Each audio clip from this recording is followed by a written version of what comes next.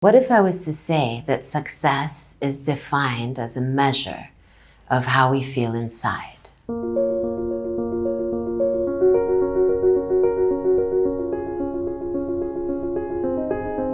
So success is linked to you with you. It's got nothing to do with what anyone else thinks of you. It's about how you perceive yourself. Now, if we're busy wanting to look good for other people and beating ourselves up on the inside, in our measure of success, that's not doing a great job. Why? Because we deem that your success is linked to how you feel. And that allows you to be anything you want to be, and it empowers you to the maximum. So let's go into some topics that we often find difficult. What is the notion of trust? How do you know if you can trust someone? How do you measure if you can trust them? Is it based upon them or is it based upon you? Let me suggest something. If I measure that I know I can trust because I trust myself, what happens is if somebody lets me down, I will say, well, oops, my mistake. I trusted them. I trust myself, my misjudgment. I don't hold on to it and say, how dare they do that to me? Because it was me that trusted them in the first place. It was me that allowed it. Nobody signs you a contract to say that you can trust them. Or if it does happen, you're very lucky, because how do you know?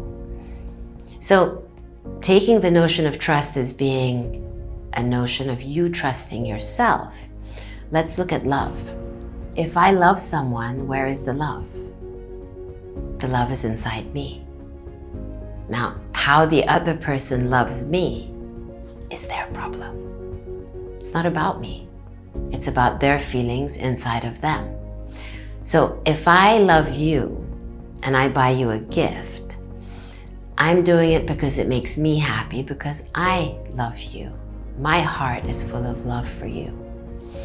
How is it possible that I should wait for the other person to respond in exactly the way I want them to? It doesn't make sense somehow. Because if I'm loving, then I give because it makes me joyful, not because I'm waiting for something in return. So the whole value of love, trust, respect, it all begins with you. And your world will change completely if you leave it there, because the more you love someone and you give them the best of you without any expectation, A, you're having fun. B, if they do something nice for you, you are so surprised because you're not expecting anything. You're just happy loving them.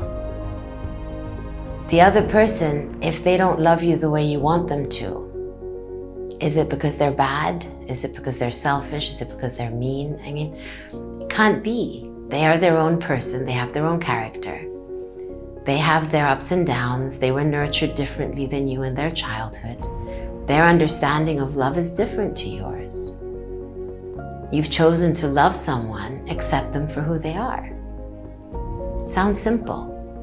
I know it's really not easy sometimes because we get so confused with reactions people have. However, if you allow it to be that you're in control of you, the only person whose accountability you need to pay attention to is yours, and you're giving your highest and best, you will only receive the highest and best. It's when we overstep our boundaries and expect something from someone that they choose to respond differently, and then we react, and then it goes negative. There's no need. There's no use of it. So try to detach a little bit. Not detach, but unattach. And give your best.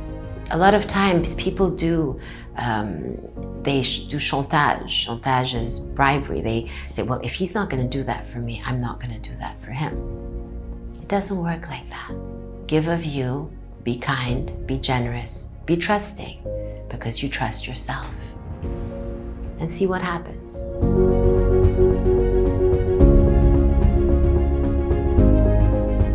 So you can choose to feel however you want to feel.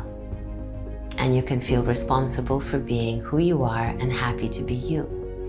Ask yourself if you're making any demands or having expectations of people of things that are a little bit unreasonable.